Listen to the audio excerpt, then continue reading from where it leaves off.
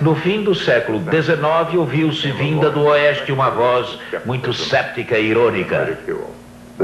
A disciplina na vida selvagem tem sido a mais duradoura em toda a história da humanidade. Pela própria hereditariedade, a natureza humana ainda é e deverá se manter eternamente selvagem.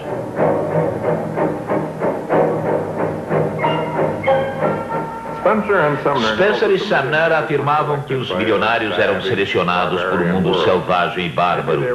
Talvez eles fossem os mais bem-sucedidos entre os bárbaros.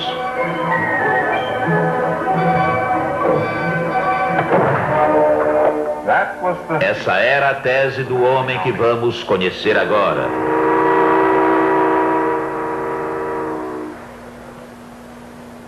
O maior crítico dos costumes e da moral dos grandes capitalistas americanos cresceu nesta fazenda em Minnesota.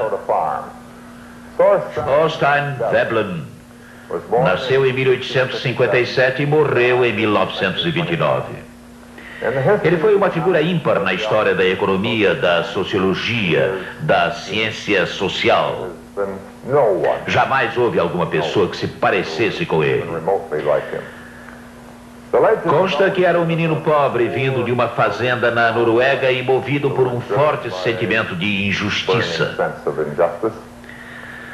Na verdade, o pai de Veblen era um pobre imigrante norueguês, mas era um homem trabalhador e inteligente e já relativamente rico quando o filho ficou adulto.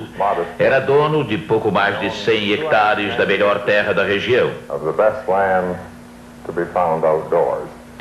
Posso garantir que na Noruega foram muito poucos os fazendeiros que se tornaram tão prósperos quanto ele. Os que tiveram de lutar para sobreviver frequentemente são ressentidos em relação aos ricos. Por que tão poucos têm tanto dinheiro? Como justificar sua imensa renda e seu status tão alto? Este tipo de ataque pode ser sempre rebatido pelos ricos. Podem alegar que se trata de inveja, o que no final das contas confirma a sua superioridade. A arma de Veblen era mais sofisticada, apresentada de modo sombrio e cuidadoso. Segundo ele, todas as tribos primitivas tinham suas festas, rituais e orgias, alguns excepcionalmente depravados, como os dos ricos. Talvez os rituais dos ricos fossem diferentes na forma e nos detalhes, mas o objetivo era o mesmo: a autopromoção, o exibicionismo. Para cada maneirismo ou para cada prazer dos ricos, Veblen encontrava sempre um paralelo no modo de vida dos povos bárbaros. Os Vanderbilt, por exemplo, apertavam suas mulheres dentro de espartilhos.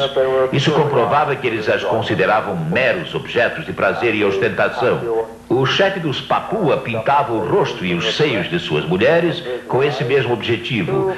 Veblen podia teorizar desse jeito até mesmo sobre uma simples bengala. A bengala serve para mostrar status, para mostrar que as mãos de uma pessoa estão sendo usadas de maneira não convencional. Tem, portanto, uma utilidade a mais. Mostra o lazer do seu dono. Mas uma bengala pode ser usada também como uma arma que atende aos instintos do homem primitivo. O manuseio de uma arma de ataque assim tão à mão é muito gratificante para quem tenha um mínimo de ferocidade.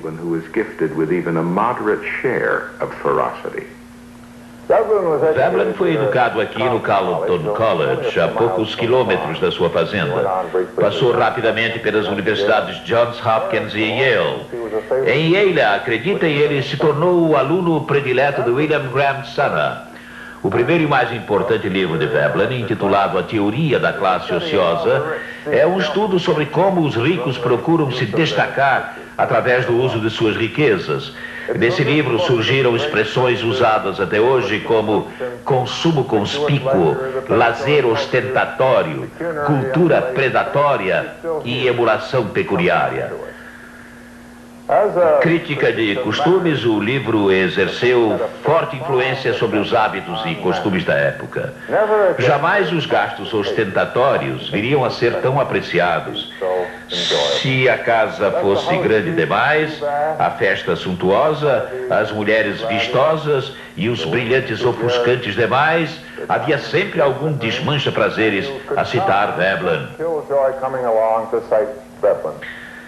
Consumo ostensivo, etc. e tal, e mais uma vez apareciam os Papua. O livro não poderia ser mais oportuno porque justamente na época do lançamento da teoria da classe ociosa, começou a surgir o mais sofisticado centro de consumo ostentatório dos Estados Unidos em Newport, Rhode Island.